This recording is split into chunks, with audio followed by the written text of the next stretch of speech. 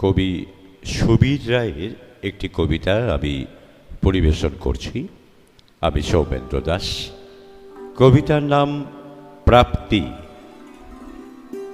একদিন শব্দ জব্দ হয়ে ঝরে পড়বে মনের নিকণ উঠোনে।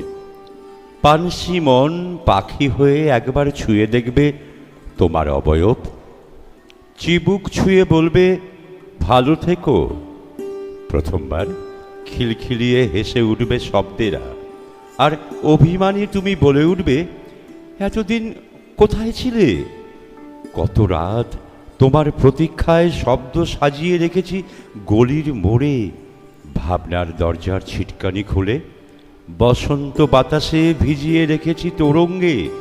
মেঘে ঢাকা চাঁদের মতো উকি মেরে দেখেছি বারবার সাজানো বাগানের সদ্য ফোটা ফুলগুলি পাণ্ডুলিপির পাতায় পাতায় সযত্নে তুলে রেখেছি।